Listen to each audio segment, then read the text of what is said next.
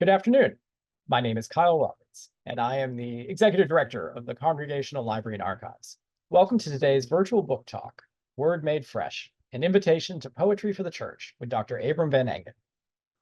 To begin, I want to acknowledge that the Congregational Library and Archive resides in what is now known as Boston, which is in the place of the Blue Hills, the homeland of the Massachusetts people, whose relationships and connections with the land continue to this day and into the future. For those joining us for the first time, the Congregational Library and Archives is an independent research library. Established in 1853, CLA's mission is to foster a deeper understanding of the spiritual, intellectual, cultural, and civic dimension of the congregational story and its ongoing relevance in the 21st century. We do this through free access to our research library of 225,000 books, pamphlets, periodicals, and manuscripts, as well as our digital archive, which has more than 110,000 images, many drawn from our New England Sin History project. Throughout the year, we offer educational programs and research fellowships for students, scholars, churches, and anyone interested in Congregationalism's influence on the American story. Please check out our website, congregationallibrary.org, to learn more about what we do and for news of forthcoming events. Now, we have made it to June, and we are winding down our programming year, but we do have a few more programs coming up. And if you've been following us over the last month, you know that we've been focusing on Congregationalists and the arts. Now, our library is well known for its printed collections of theological and historical works, but two of my favorite sections here at 14 Beacon are Class 22, Hymnals and Music, and Class 29, Poetry and the Arts. If you were to come visit us, you'd find thousands of books from the past several centuries, full of poetry, music, and much more. So with all of that out of the way, please let me go ahead and introduce today's speaker. Abram Van Engen is Stanley Elkin Professor in the Humanities and Chair of the English Department at Washington University in St. Louis. His other books include Sympathetic Puritans and City on a Hill, A History of Christian Exceptionalism. Passionate about teaching poetry to a wider audience, he also co-hosts the podcast Poetry for All with Joanne Diaz and directs the Carver Project, a Christian nonprofit that aims to connect university, church, and society. And at risk of embarrassing Abram as he starts this, I did want to just read one of the wonderful blurbs for the book you're going to hear about today. It's from Christian Wyman, and Christian writes, "What a brilliant, humane, intelligent, and necessary book. Abram Van Engen is an ideal guide through the art of poetry and has written that rare book that can speak to both the novice and the expert. Van Engen knows that poetry is equipment for living and can be, for anyone willing to listen, a vital element of faith." What wonderful words. And I'm going to get out of the way so you can share your... Well, thank you so much, Kyle, and thanks for hosting me, and thanks for having me here to speak with all of you. And it's a real pleasure. I know these Zoom webinars are kind of awkward, but they're also kind of awesome because they enable us to talk across the whole country, wherever you might be coming from. So I wrote this new book. It comes out in a couple of weeks, Word Made Fresh. And the book is basically an invitation to read poetry of all kinds by poets of all sorts. And it's an invitation that's really directed at the church, but it's for anyone. So I don't know where you all might be coming from, but it's really a book meant to welcome anybody into the world of poetry. And one of the reasons I wrote this book is that I teach poetry quite often. I teach, I have this podcast that I run called Poetry for All, where we do just one great poem each episode. But I also teach poetry at WashU in that kind of setting. And for the past decade or so, I have taught poetry to adult audiences in a whole bunch of different kinds of churches. So Episcopalian, various kinds of Protestant Catholic churches, and so on and so forth. So I love to teach poetry. It's just sort of one of the things I love to do. And whenever I teach it, I ask people, the first question I ask them is, how often do you read poetry? Or when's the last time you read a poem intentionally? And the answer is usually never, or in school, or, not in the last year. Most people tend to not read poetry or to not recognize it when they do read poetry. And so here's just one little stat. This is from 2017. So I don't know where the stat is today, but this is from a few years ago, that 12% of adults in the United States had read poetry that year. Now, 12% is not bad. It's still millions of people. And the big news when they released this is that that was up from 6% the previous time that they did the survey. So they were very excited about this. but the basic message is the same, right? Like novels and memoirs and histories, these things people read all the time. They know how to read them. They know what to do with them. But people do not tend to go and pick up a book of poetry and just read it. And, you know, even if you go through a bookstore, it's the smallest bookshelf in the bookstore. Okay. When I teach poetry in church basements, which again, I do more frequently than I ever thought I would do, which is really fun for me. I love to ask this question because they'll give the same kind of answer, like I don't read poetry, or I don't know, I don't do poems. But of course, the funny thing is, if they're attending church, chances are pretty strong they have encountered poetry actually quite recently. So by a conservative estimate, a third of the Old Testament or the Hebrew Bible is written in poetic verse. That's, of course, the Psalms, but also lots of the prophets, Ecclesiastes, Lamentations, lots of Job. And so verse is all over the Bible, and it's all over the New Testament as well. I mean, if you think about Paul and his doxology, falling into sort of wonder and praise and all of that, there's poetry all over the Bible, but also more generally, there's poetry all over church. So when I ask them this question, when's the last time you read a poem? And they say, I don't know, when I was in school, I'd be like, how about last week? Because, you know, our liturgies, again, whatever kind of denomination or church people might belong to, are filled with hymns and psalms and poetic forms. And so poetry is actually a big part of the Christian practice. And that was one of the things that put me into this book, is thinking about, if this is so much a part of Christian practice on a regular basis, how might that be an invitation for Christians to read more broadly poetry of all sorts by all kinds, not just poetry in scripture or poetry in hymns, but poetry by non-Christians, poetry in the past, poetry in the present, poetry of all sorts. And what can we gain from that? But again, I teach poetry to all kinds of people, and so the book is really, while it's directed at the church, it's for everyone.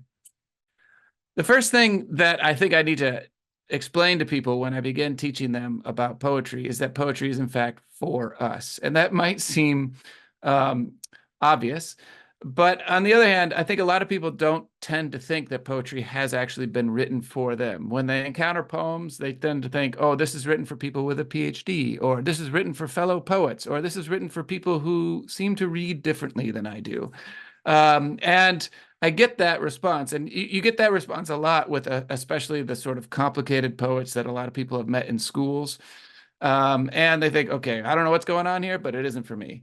But in fact, poetry is for you. It's for everyone. And one of the things I do in the book is explain the wide range of kinds of poems that exist, because the whole point is certain kinds of poems will not be for you. They will not sort of reach you. But other kinds of poems will be incredibly life-giving. And if you just keep reading around in the world of poetry, you're going to stumble onto poems that really move you and that really reach you and resonate with you. And that's the place to begin to understand what it is that poetry can actually do. One of the ways I think about this is I like to picture poetry and the whole vast world of poetry as sort of like the Valley of Dry Bones in Ezekiel. Uh, this whole army, right, of skeletons is there. It's just a whole vast valley of dry bones. And it needs some kind of breath and flesh to bring it to life. And that breath and that flesh is the reader. So the world of poetry does not exist without a reader. It is the reader who, in fact, brings the poem to life. And it's the encounter between the written text and the reader that makes a poem what it is, because poems are really about the experience generated by reading the poem. They are based in and attempting to create and encapsulate and capture a kind of experience. And I'll talk a bit about that in just a minute, but it's better to think of poetry as experience than as message. We have lots of genres for delivering a message. Poetry is not that kind of genre. So here's a couple poems to get us started. And this is Kay Ryan, one of our great poet laureates from the past, talking about her ideal audience for a poem. And this is what she writes. Not scattered legions, not a dozen from a single region for whom accent matters, not a 7-member coven, not 5 shirt-tail cousins, just one free citizen, maybe not alive now even, who will know with exquisite gloom that only we two ever found this room. And so it doesn't take a crowd, right? She's writing for one reader who might find her, meet her in this room. I love this poem too because the word stanza in Italian actually means room. So she's kind of playing off of that. This is a one stanza poem. It's a one room poem. And she's basically saying, we might meet together in this room. And here's another poem to the same effect. These poems by June Jordan, which opens a whole book of poems, right? These poems, they are things that I do in the dark, reaching for you, whoever you are. And are you ready? These words, they are stones in the water running away. These skeletal lines, they are desperate arms for my longing and love. I am a stranger, learning to worship the strangers around me, whoever you are, whoever I may become. They're basically poems saying, look, these poems are not just for me, they're for you. And they open up, I think, the world of poetry to the possibility of encountering this kind of experience where someone is reaching out to you. And at the same time, what I want to stress is that not all poetry is for you.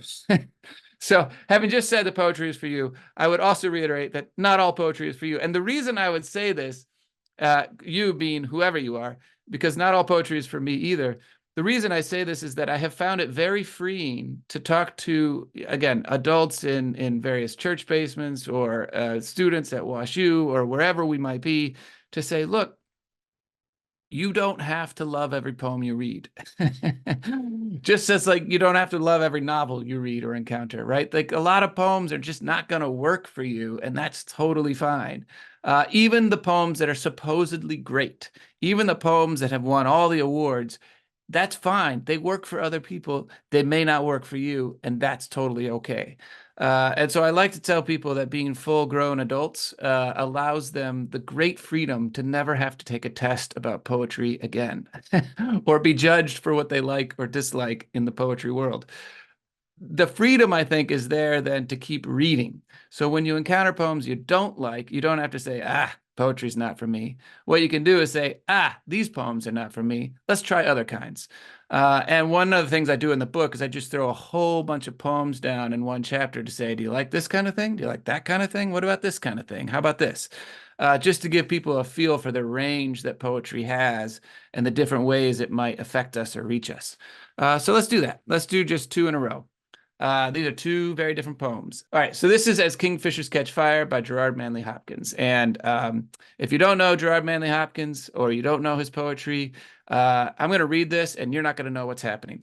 But just listen to it for a second and see if you like the sound of it. And I'll come back to that in just a minute. So here's the poem.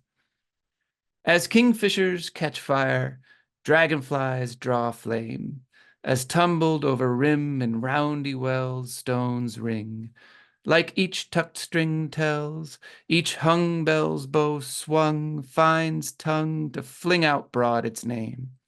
Each mortal thing does one thing and the same, deals out that, being indoors, each one dwells. Selves goes itself, myself it speaks and spells, crying, what I do is me, for that I came. I say more. The just man justices, keeps grace, that keeps all his goings graces, acts in God's eye what in God's eye he is, Christ. For Christ plays in 10,000 places, lovely in limbs and lovely in eyes not his, to the Father through the features of men's faces. Now, this is a poem that actually drew me into the world of poetry. This is one of the first poems I truly loved and wanted to know more and really got me going with poetry. And I have to tell you that when I loved it, the first time I read it and loved it and fell in love with it, I didn't know what he meant. I didn't know what he was saying. And I came to know what he was saying by wanting to know what he was saying, by hearing the music of the language and being drawn in by it to figure out more. And for some people, that's enough. That's good. But when you read this poem to most people, they kind of stare at you with a blank face like, huh? What? And that's fine. I'm not going to right now go into explaining this whole poem.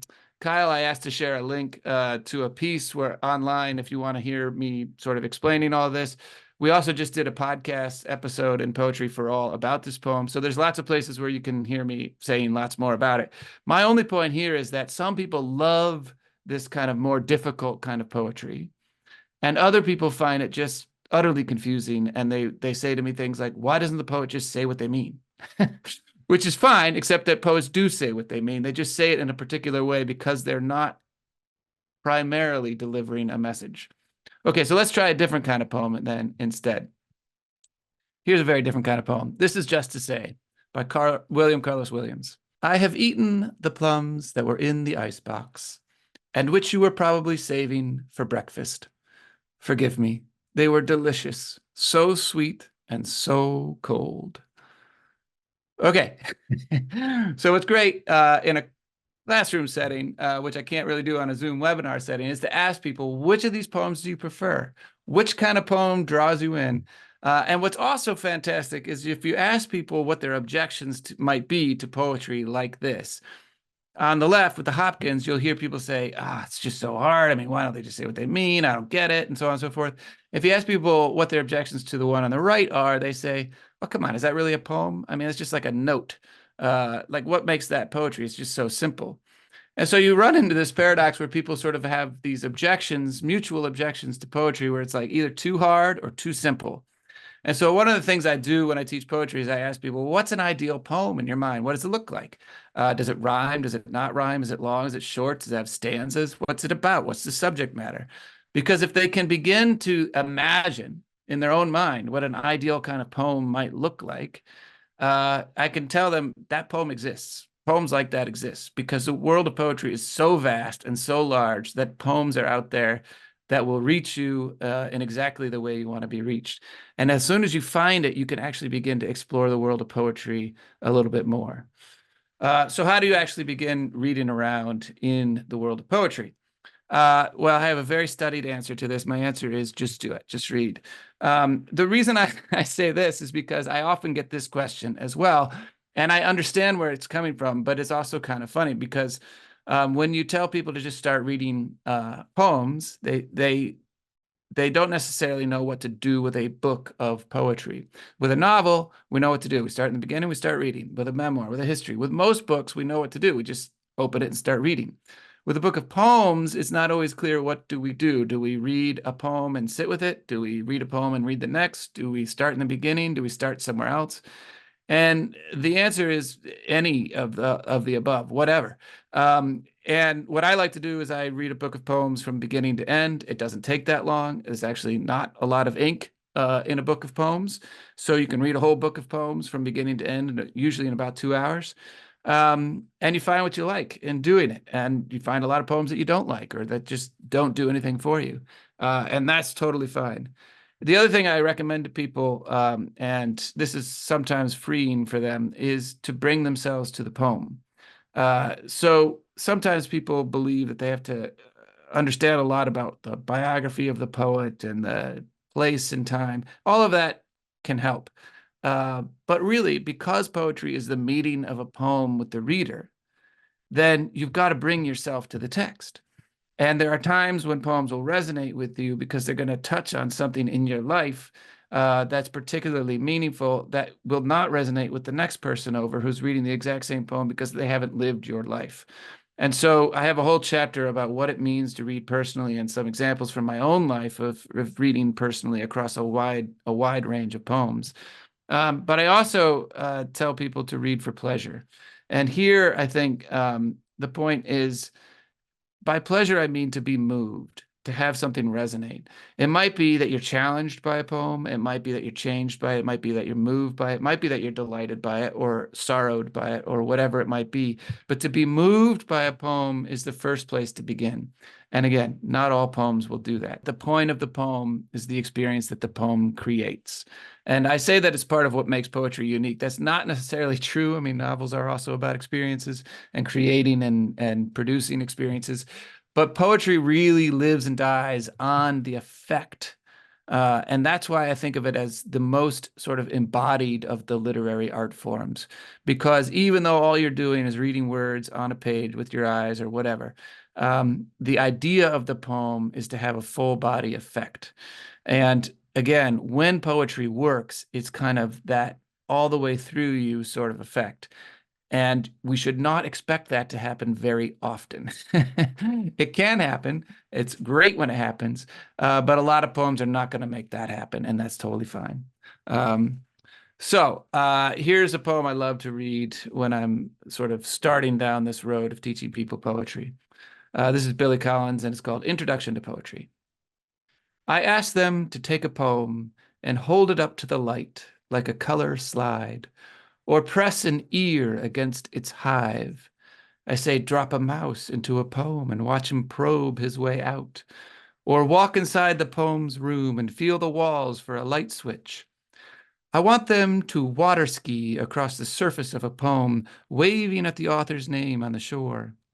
But all they want to do is tie the poem to a chair with rope and torture a confession out of it. They begin beating it with a hose to find out what it really means. So I don't know. I can't judge. I can't see you. I don't know if you're smiling or if this caused you to laugh a little. If it did, that's the point. The poem has worked. That's it. And there is a way in which we could water ski across the surface of this poem, wave at the author on the shore, take that experience and move on and be totally fine. We could be totally done with it. I sometimes compare reading poetry and the starting of reading poetry as like going swimming, like going in a pool. Each poem is a kind of pool with a shallow end and with depths. But sometimes all we need is the shallow end. Like shallow ends are great. They can refresh us just fine. And sometimes what we want to do is really swim out to the depths and understand a poem at every level. Even with a poem this simple, there's a lot you could do with it. There's a lot you could ask about it. You could ask why it has the kinds of stanzas that it has, but you could also explore all these different images for what he's saying a poem is and how to read it. Like a color slide, like pressing an ear against a hive, like probing your way out of a maze, right? Like there's all these different images for getting us to think about what poetry is and how to approach it. And we could ask questions about them as we go. So what do you do with a poem then?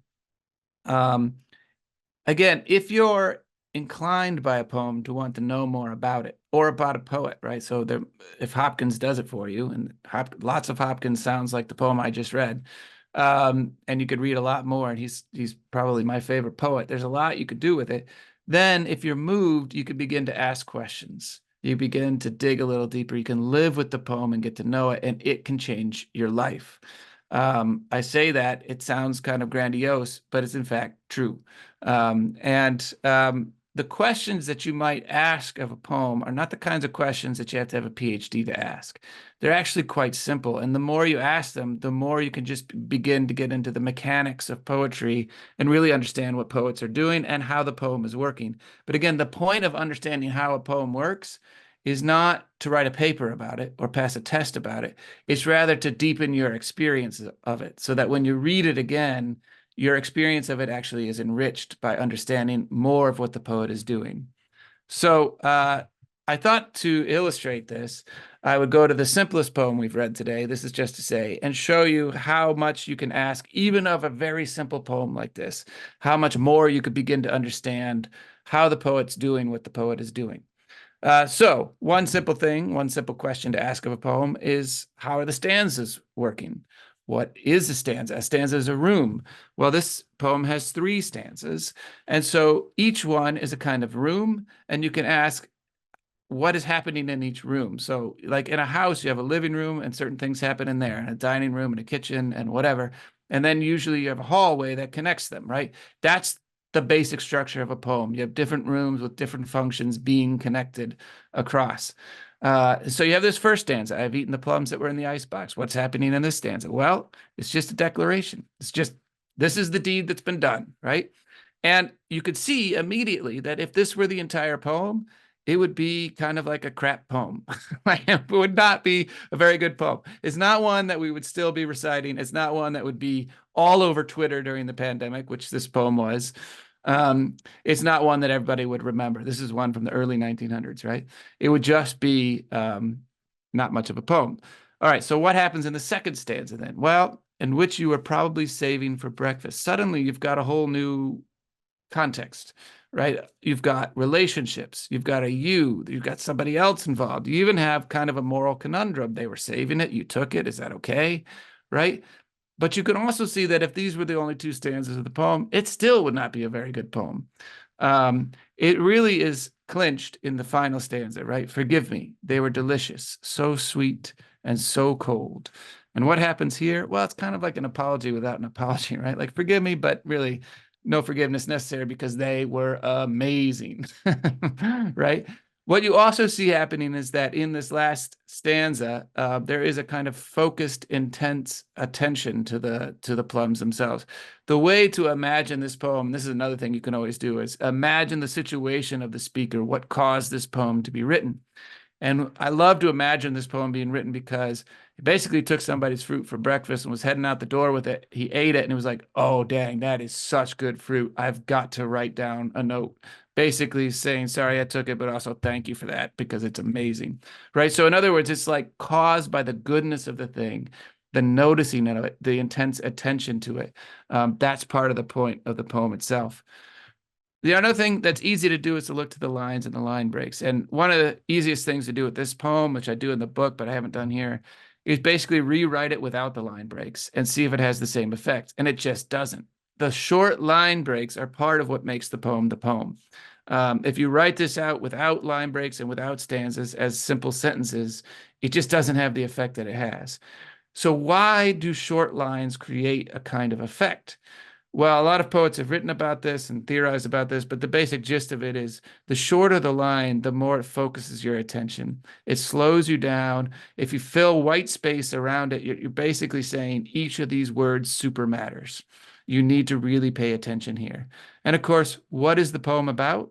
It's about paying attention. It's about noticing the goodness of this fruit to begin with. And so the short lines sort of create that effect. And you'll notice, if you are William Carlos Williams fans, that he does this in a lot of poems, and it's really part of the point of his whole poetic endeavor is for people to stop and notice the ordinary things as extraordinary. So this is a poem that slows us down by the shortening of the lines. A lot of people will talk about this. You don't necessarily, when you're reading a poem out loud, stop at the end of the line. I have eaten the plums that were in the icebox, right? There's also a kind of rhythm to that, right? You don't necessarily stop, I have eaten the plums. That's not how you would read it. But mentally, there's a pause. And it's the mental pause that's part of the slowing down and the focusing of attention. Okay. One other thing you could do with this poem, and this brings us to some of these more Christian aspects I talk about in the book. You could read this poem. You could imagine that William Carlos Williams, who was never a Christian, is writing something of an anti-epic here. So just imagine, just pull out some phrases. I have eaten, you are saving, forgive me, right? Forbidden fruit. You might imagine that this poem is about, if I just told you there's a poem about eating forbidden fruit and the person is asking to be forgiven, you might think that I'm actually talking about this kind of poem, right? This is the beginning of Milton's Paradise Lost, the great epic poem of the fall.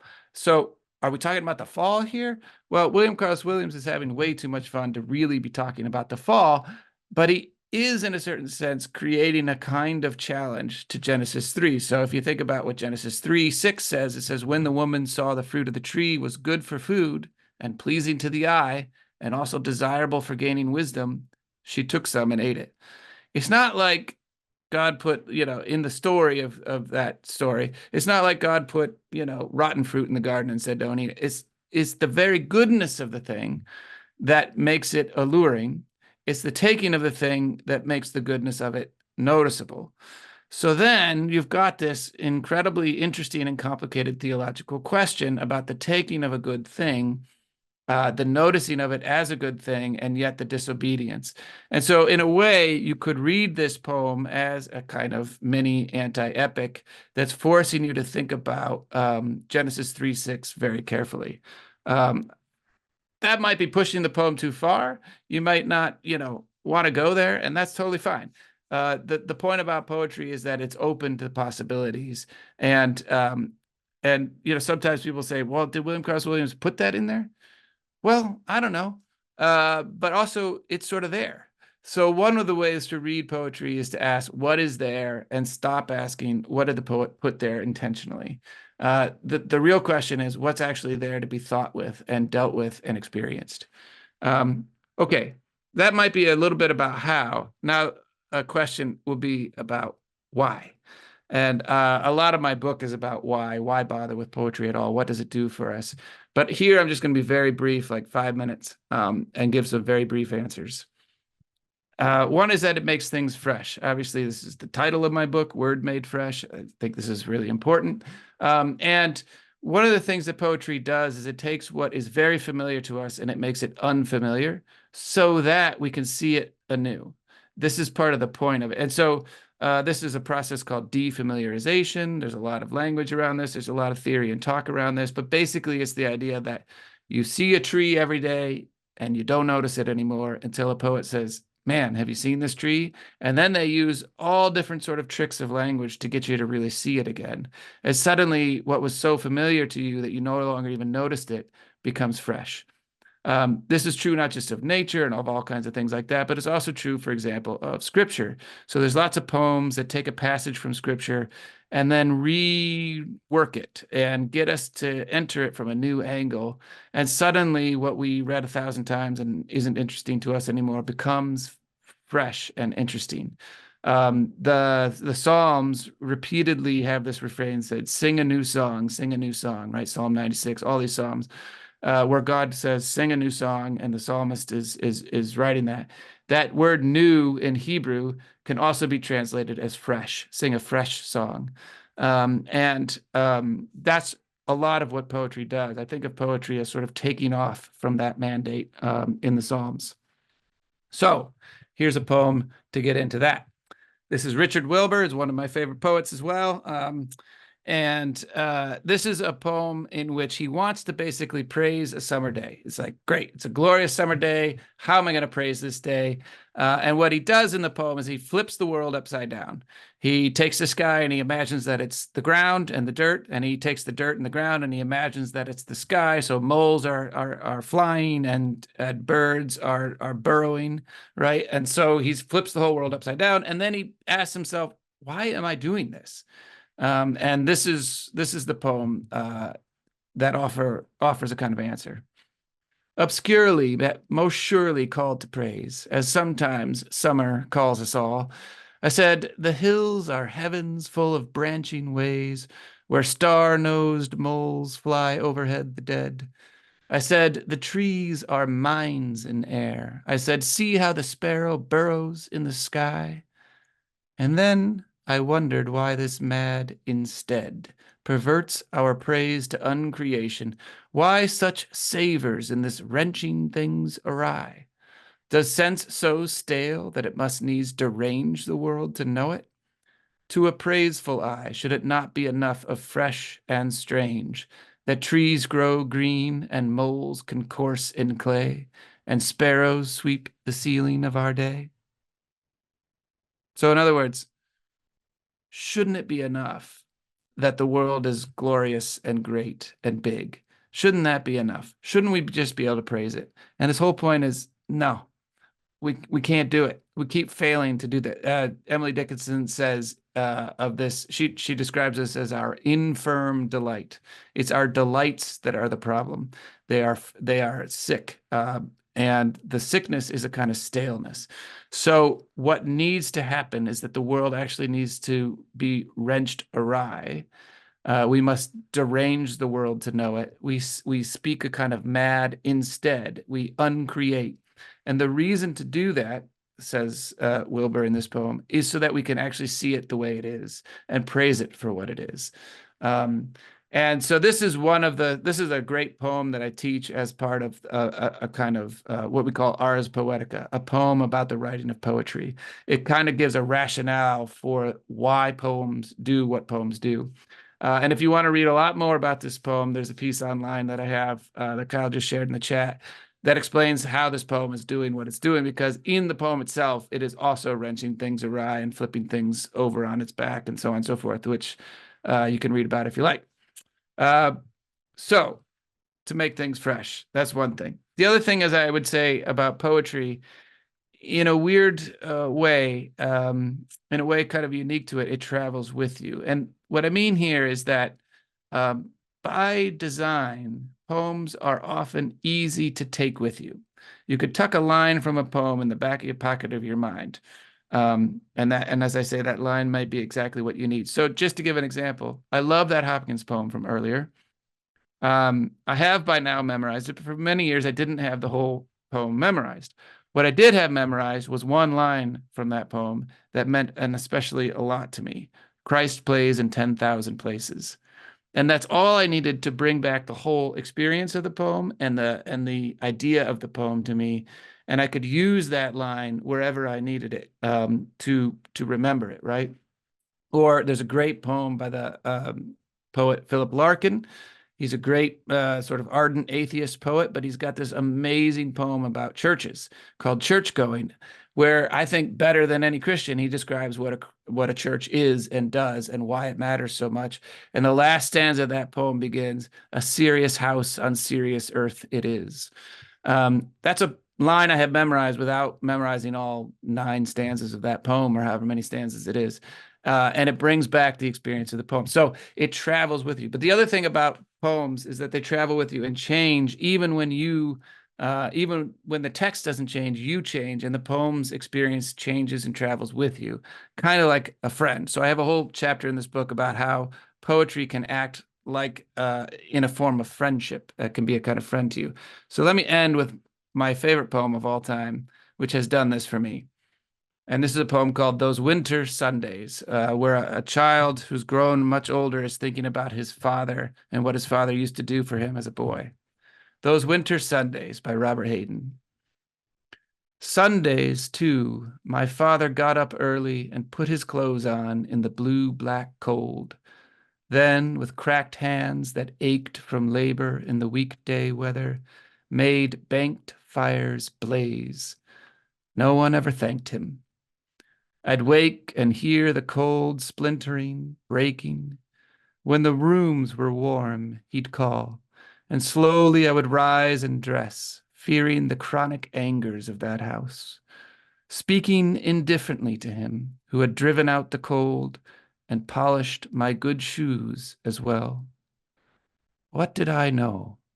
What did I know of love's austere and lonely offices? I first encountered this poem when I was in my 20s in college, and I was doing a lot of thinking about my father at that time, my dad, and trying through this poem then to imagine the ways that he had loved me in ways and acts that I hadn't necessarily noticed until this poem was asking me to notice them, right? So that's where I started with this poem. Now I'm, 20 years later, I'm in mid 40s. I got my 4-year-old. I can hear him running around downstairs. I got 2 other kids. And I'm thinking, what are they noticing about me? What are the acts I'm doing that may not be speaking love, but might be trying to demonstrate love? And will they notice them? Will they remember them? And how do I make them know that, in fact, I love them through the acts that I do? This poem has traveled with me. It's become a different thing to me, even as the text itself has remained the same.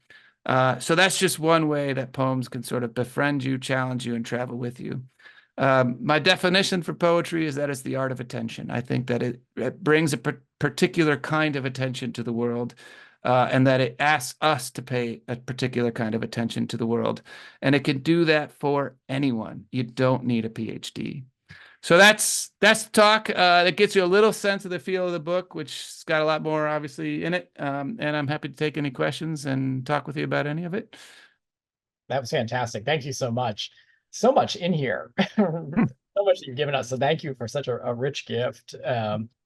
You know, a lot of the questions I was sort of jotting down as you were talking are ones that you started to come back around to. I guess one of the things that sort of strikes me is the luxury of revisiting poems at different points in our life, right? Mhm. I think that I love that example you were talking about with the last poem. For me, it's June. I turned 50 last year. My mind goes to Whitman and Leaves of Grass, Yeah. and then I read when I was 18. And just the sheer pleasure of seeing something anew and be like, oh, like, okay, I'm actually closer now to Yeah. the age of the iconic Whitman when he's writing this. Uh, Hmm. what, is it a worthwhile endeavor to revisit the things we memorized in school and to go back and look at that, we learned at earlier points in our life? Do you find that that ends up being kind of a generative practice? Oh, absolutely. Yeah. No, I think it's totally great to do that. And I think one of the things that happens when you do that is some poems develop new layers, and some poems you actually find don't hold up, right? Like they really moved you when you were 20, and now you're 40 and you're thinking, yeah, I don't know about that poem.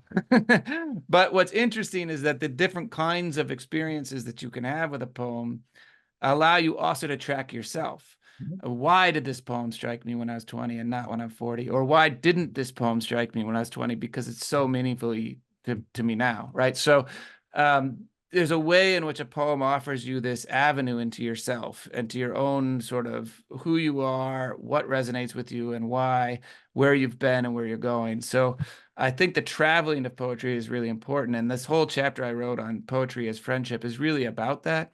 If you think about friends, one of the things I talk about in that chapter is that a lot of times friendship begins. C.S. Lewis actually says this: friendship begins by two people noticing the same thing, and saying to the other person, "Oh, you care about that too." And that's actually a great place to start with poetry, right? Like you read a bunch of poems and you think, I don't care about these things. And then you come across a poem and you're like, oh, you care about that too? Or you felt that too? Or you thought that too? And suddenly this poem is there for you. But the thing about friendship is that as it deepens, it becomes a kind of challenge. It can challenge you as well, right? So a good friend doesn't just stay the same thing. They change with you. And sometimes what they want to say is, you ought to really be caring about this thing or noticing this thing that you're not. And that's part of the function of poetry too. That's beautiful. Yeah. I mean, I think that I am probably very guilty of and I wrote it down the quote somewhere of tying the poem to the chair and beating it. Yeah. What does it mean? Well, and is that also part of, maybe the situation we find ourselves in as academics or as ministers, right? That as Yeah. that we feel like that there's a practice we're supposed to put this through in order to get it. What I find so freeing is you're like, no, it's an experience, right? Yeah. Yeah. And of course, experience is not unrelated to meaning. And for example, like the Hopkins poem, I loved it first because I found it beautiful, the music of it beautiful. Now that I know what he's saying, and he is saying something, right? He's saying it in the only way that it can be said. But now that I know what he's saying and what he's talking about, it's actually the experience of it is much richer for me. So meaning and experience are not unrelated, but to drive at meaning right away, as though a poet has basically just tied up locked away a message and hidden a key, that's really that's not the best way to approach a poem. We have genres like sermons and pamphlets and political speeches. Those are meant to deliver messages, right?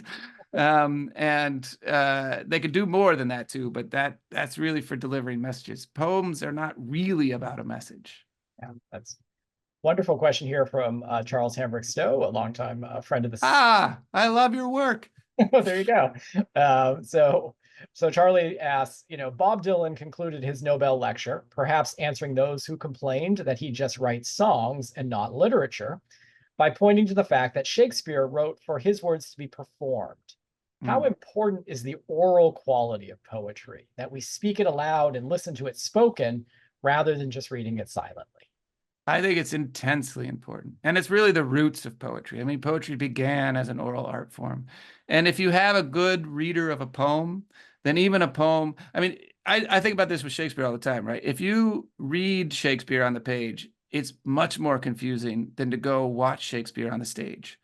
Like even high schoolers, they read it and they're like, I don't know what's going on. And then they go and see it and you're like, of course I know what's going on, right? So if you have a good reader of a poem, you can get the experience, get so much more out of the experience of the poem. And I often tell people, for example, with the Hopkins, I'll just keep returning to Hopkins. Why not? With Hopkins, for example, I tell people if you're not embarrassed or if you're alone or whatever, try it out loud first, because you're going to hear so much more going on than you thought was there.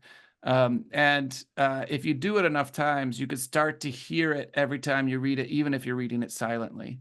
And that's really the way to experience poetry. That's great. So this might fall under the hot take question Oh category. boy. Okay. So we are recording this, so you can determine if you want us to edit this out later. So a great friend, a board member asked, why is so much Christian poetry such doggerel? Oh, sure. Yeah, no, a lot of it is. That's fine. It's not all, and I think there's a lot of really amazing Christian poets doing really amazing work today, and I can provide a list if you want. But it is true that some of it is, and I would go back to, of course, there's a lot of non-Christian poetry is doggerel as well, right? There's a lot of bad poetry in the world. That's fine. But I think that the key is when poets mistake themselves for delivering a message, it tends to be then just a convoluted way of doing that. And I think that those who really feel driven by a message don't often feel free to loosen the borders of that. And that's, I think, what leads to the kind of doggerel that you might see, because there's a kind of there's a for lack of a better term, a certain piety at the end that needs to be conveyed, or there's danger, right? And so I think that's part of what gets at some of that. But there's tons of amazing Christian poetry that's not, and also tons of non-Christian poetry that's just as bad. Fred Hahn writes, loved your Poetry for All podcast about Du Fu. Facing Snow had such depth. If you had someone help you see it, you said that poems get better as you dig into the allusions and the details. Yeah. Would you recommend somebody dig into the details and the depth if they don't have a professor handy? Yeah. Yeah. Well, that's a great question. Hi, Fred. So it's true that the better the guide, the more you'll learn, right? So like Virgil is Dante's guide. That's a good guide in that Inferno. But it's true, the better a guide you have, the more you'll learn. I read Ulysses with an amazing professor in college. If I had read Ulysses on my own by James Joyce, I'm not sure what I would have gotten out of it. But with an amazing professor, I got a ton out of it. So it is true. That does help. I will say this, though. If you want to know more about a poem, there's a lot of questions you can ask yourself, like the ones we just looked at, stanzas, line breaks, those kind of things. Repetitions, what's being repeated, why is it being repeated? There's a lot of questions you can ask yourself. There's also, if you really want to know anymore, basically all of these professional guides are online now. So if you take any poem that you like and you search for it on the internet, because you're like, I just want to know more about this poem, almost assuredly, someone has written about it online. So actually, the guides are all out there if you want to know more. It is amazing what the World Wide Web has done. Yes. Yes. Both in terms of good commentary, but also sometimes not so great commentary. Yeah, that's right. That's true. So a great question here from Deanie Bennett, who writes, if congregations become comfortable with spoken poetry and poetry in community, isn't that a wonderful stealth spiritual discipline that might help us experience scripture shared in worship more deeply? I think totally, absolutely right. Yeah. And in fact, I think that if you think about the ways that you approach poetry, it can actually reimagine the ways that you approach scripture. So, for example, and you just in general, I don't know you who asked the question, sorry. But, when I teach in churches about this stuff, one of the things I find fascinating is so many churches read scripture for the message, as though the whole thing has been designed around specific messages. And then you start to wonder, well, why you spill all this ink on all these stories and these verses and this poetry, these psalms, if it was really just about the message? Isn't there a simple way to do it? And the reading of poetry, the experience of poetry, can begin to get you to experience scripture as something more than a message, something other than a message, as something, in fact, that is also trying to create an enduring experience in each of its different genres. And so I find that when people begin to enter into the world of poetry, they also begin to enter scripture differently too. That's great. I think so many of us probably have 1, 2, or maybe more daily devotions that come into us by email, right? So I think it's one of the great ways that churches have been reaching out. And, I think sometimes the Psalms that we've seen for the 500th time, 600th time. Yeah. So, Yeah. you know, are there any tricks to keep yourself from glazing over when you say, even though I walk through the valley of the shadow? Like, Yeah. are there any, and I loved what you said earlier about saying, well, maybe find another poet that's kind of addressing the same issues that might help you think. Yeah.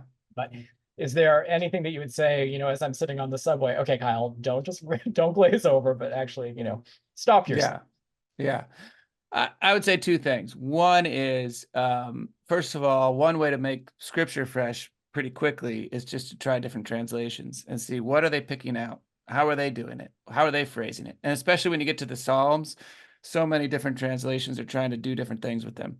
So that's one thing to do. Robert Alter, he's retranslated the entire Hebrew Bible, and he's like the great scholar of the Hebrew Bible and its literary aspects. He also has this amazing book called The Art of Biblical Poetry. Anyway, he's great. But so you could do that kind of thing. The other thing I would just say about it, though, is that that's okay. Like, yea, though I walk through the valley of the shadow of death, does not need to move me every time that I read it. But if I read it a lot of times, then in the moments that I need it, it will be there. And so I think, for example, of the hymn "Abide with Me," right, which I experienced as a kid at night services with my elders, which didn't do a lot for me back then, which does a lot for me now, but not all the time, right? But during COVID, when I was thinking about all these older folks dying, that was the hymn that I was thinking about. It came back to me. So abide with me, fast falls the eventide, right? So there are things that stick with you. And in fact, my grandma, and this is probably true of lots of people's elderly folks, when she was near her death, the last things that she remembered were the hymns, Yeah. right? They have a way of sticking. And that's important to us. So one of our attendees asked, any tips on starting a poetry reading group in a church? Any sort of resources? Maybe the book is. Yeah. Well, I mean, I do have a discussion guide in this book, so it is meant to be used for a group. So that is one thing that actually can be useful. But one of the things I would suggest as a tip for starting a poetry reading group is, and I sort of make this suggestion and lead people through this in the book, basically start with a personal anthology. So read a bunch of poems until you find the ones that actually work for you, because allowing yourself the opportunity to skip a lot, like a lot, are not going to work for you. Find one that really works for you, then find another, and get to about 5 to 10. And if you're in a group of 5 to 10 people or more, and they're all doing this practice, then when they come back together, you've got a ready-made discussion, which is, what are the poems you found? Why did they resonate with you? What do you see happening in them? And how can we each understand them better? What's also great is that the poems that resonate with one person are not going to resonate with another. And so what you begin to learn is why so many poems exist, but also, the great sort of next leap when you get into the world of poetry is to ask yourself, of a poem that you don't like, why do other people like it? And that really starts you going into reading poetry. And that is a small group doing that can actually begin us in the practice. Oh, that's fantastic. Another great question here from Charlie. Michael Edwards in The Bible and Poetry writes that poetry burns up appearances, it uncovers the invisible, it opens like a little casement or a great window onto the unknown, onto something else. People generally think a meaningful poem gets to us inside ourselves, speaks to us where we are at. But the great early New England poets, Anne Bradstreet and Edward Taylor, yearn for that something else outside of themselves. Yeah. What are your thoughts on that? Oh, absolutely. So, the great turn of Romanticism has led us all to think that every poet is some solitary person with an overflow of emotions, contained on the page. It's not necessarily the case. And one of the things I like to tell people about poetry is that even when it's experienced in solitude or written in solitude, it's actually all about a crowd. Poetry is all about a crowd. And it's about the community that's created around a text and that community reaching for something together. And the easiest way to imagine this is that I talk about this, for example, there's a great poem by Liesl Mueller about why she started writing poetry, and it's about her mother dying and going outside, and it was like a beautiful, glorious summer day. And she's like, no, that's not right. It should be raining. You know, something should be wrong here, and it's not wrong. And so she says at the end of that poem, I placed my grief in the mouth of language, the only thing that would grieve with me. And the question becomes, but why did she write it down? And the only reason to write it down and to send it out is the hope that somebody will read it. In other words, every poem is about an act of communion. And there is a way in which poetry can never exist in solitude. And so I like to explain to people, to think together with people about how poetry is always about an us and a more, and not just a me and an inside. Wonderful. Let's take one more question, and then we'll wrap up. An anonymous attendee says, "Thanks so much. This is indeed a rich gift. I discovered Tagore's poems in high school and found them deeply moving, but often wondered how much is lost in translation. What are your thoughts on reading translated poems?" Yeah, that's a great question. It is so hard to translate great poems, and a good translator is an artist in and of themselves. And that's part of what, there's a whole long, giant scholarly conversation around translation and poetry and translation in general. Do you get the precise literal meanings of the words? Do you get the idea of the poem, but then put it into your own poetic language? How do you best do this to create a similar sort of experience as was in the original? It's a great question. It's a big question. I think that you should absolutely read poems in translation if you can't read them in the original, because it's better to experience the world and the whole world of poetry for across languages and cultures than it is to experience and limit yourself only to your own language's poems. But something is lost in translation, and nobody would deny that. And at the same time, something is gained if you actually can read the poem and get to know a poet from a different place. Well, I'm going to encourage everyone once again to go online and order a copy. I was insanely jealous when I saw your Facebook post the other day. A box of copies. My Yeah. not arrived here yet at the Congregational Library, but I am eager for it to arrive. So thank you so much for Thank you. this presentation, for this book, and we look forward to seeing you at a future Congregational Library event. Sounds great. Thank you so much, and thanks all for being here. Take care.